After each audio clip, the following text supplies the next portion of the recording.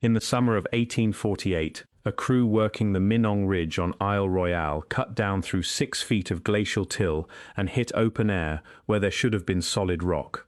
The pit beneath them had been dug before, and dug well, following a vein of native copper with an accuracy that surprised men who had spent their lives reading stone for a living.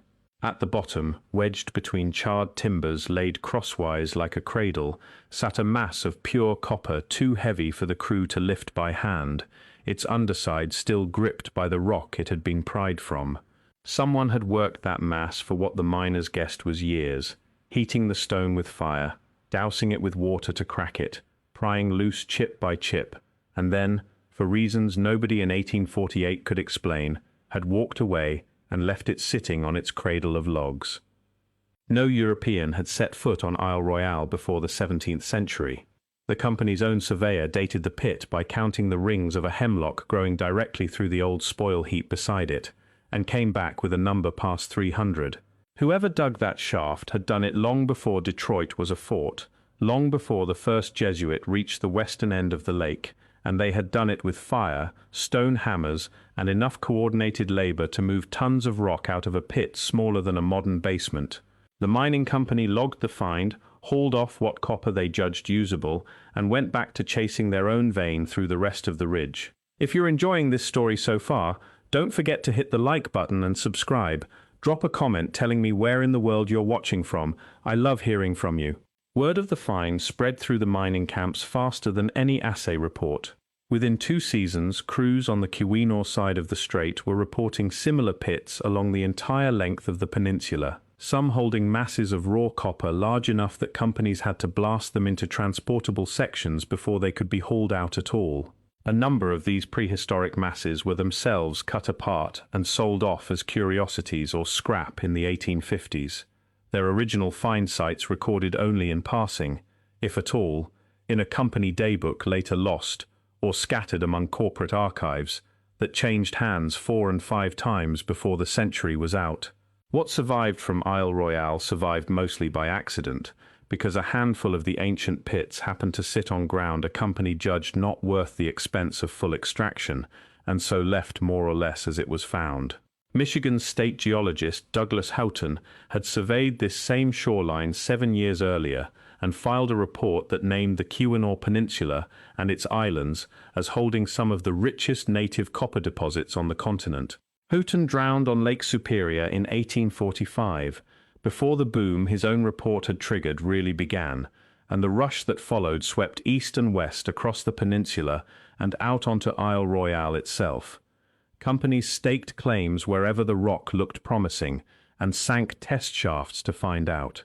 Almost without exception, the test shafts led straight into somebody else's work. Miners started calling them old pits, a term that shows up so often in company ledgers from the 1850s and 60s that surveyors stopped remarking on it as anything unusual. By the time engineers working for firms up and down the peninsula got around to a formal count, they had logged several thousand of these pits, some no more than shallow scrapes in the rock, others sunk 30 feet or deeper, occasionally connected by narrow drifts that let the original miners follow a vein around a bend in the rock instead of digging straight through solid stone to find it again. Picture the work itself. A crew arrives at a rock face already scarred by a vein of green-tinged stone breaking the surface.